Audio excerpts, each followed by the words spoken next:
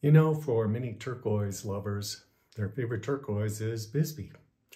And there's good reason for that. Bisbee turquoise has a distinctive Bisbee blue that has a very electric energy to it. And it's really unique among all turquoise.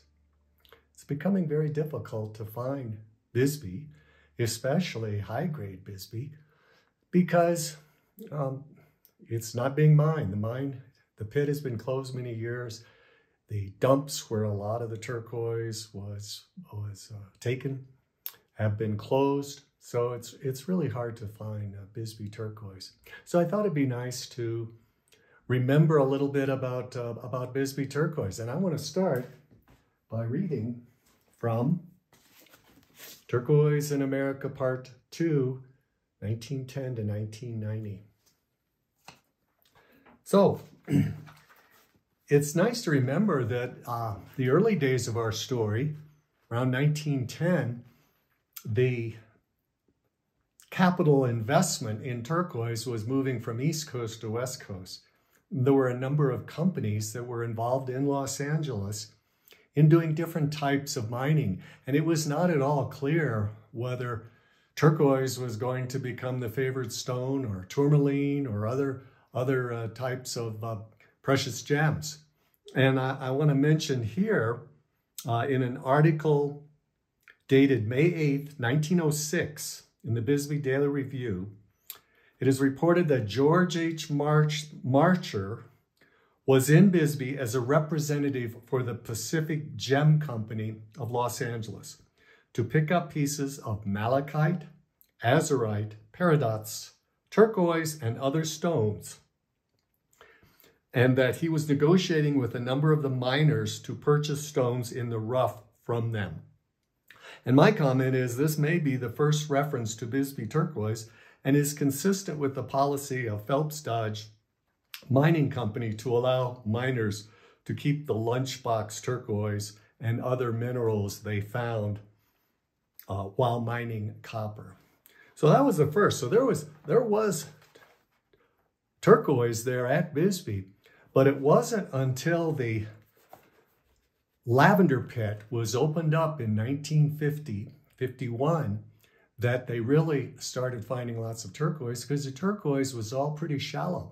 You remember that the early period of mining at Bisbee was all tunnel mining, and they have hundreds, if not thousands of miles of tunnels all through the mountains around Bisbee. But it wasn't until they were able to do open pit, when they opened up the lavender pit, that they discovered the turquoise deposits in the Glance conglomerate. And you can read all about that geology in the appendix in Turquoise in America, Part 2. So I want to read here a little bit about the time period in the 70s. In the 1970s, the mining at Bisbee at the lavender pit for copper was winding down. And it was creating a lot of problems for Phelps Dodge because they were closing up the mine. And at that time, 1970s, it was counterculture period. And, you know, Bisbee's a pretty nice area. It's warm in the winter. So it was attracting, well, let's be honest here, a lot of hippies. And the hippies were coming in there, and you had the hippies at that time, you had the drugs, and they were going into the pits to get money to live off of, to get the turquoise. So you have here,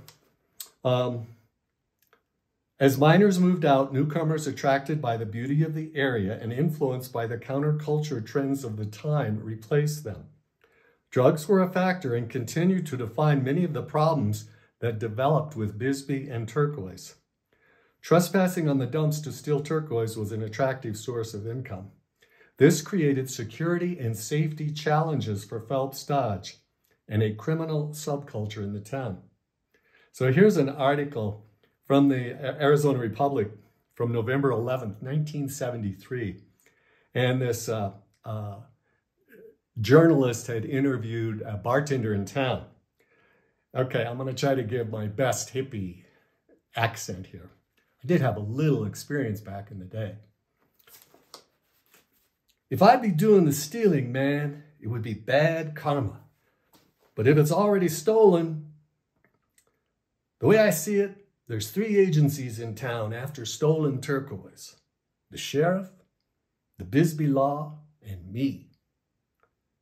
I'm getting it, but I'm not saying where or who I'm getting it from. It's coming out of the pit, and it's in such great demand that everybody's doing it. So you have a little idea of the situation at that time in the early 70s. And if you want to read more about this period, you can read about it in Turquoise in America, Part 2. But in that environment, Henry Clark, who was the superintendent of the lavender pit, he was looking for answers. Meanwhile, in Durango, Colorado, a former Phelps Dodge truck driver was painting a house that Bob Matthews was painting. And Bob Matthews, an electrical contractor, rancher, and land developer, had moved to Durango in 1961 and married Bernice Mar Mickelson King. Now, you know the King name, there's turquoise connection there. I'm not going to go through the whole background story. As I said, you'll find that all in here. But long story short, Mar Matthews went down to Bisbee and negotiated a lease for the turquoise concession. So that's a little background going into the 70s and the connection of Bob and Mar Matthews to that. I want to bring us up to date here. I received a message from Jackson Clark. Jackson Clark has the TOA 10 Gallery in Durango, Colorado. If you're ever in Durango, I really encourage you to stop by a TOA 10. It's one of my favorite Indian arts galleries throughout the Southwest. And he sent me these photographs that he had gotten from Dean Davis. And this is what Jackson had to say about Dean. Dean Davis was originally from Durango and knew Bob and Mar. He was a folk musician who started a coffee house type of club here back in the 1960s. He moved to the South, I think Tennessee, and got into the Indian jewelry business in the 70s. He was a stone freak and was always searching for good turquoise. He and his wife made a business of traveling to state fairs and all over the country, and he built up a lot of clients. He did that for about 30 years.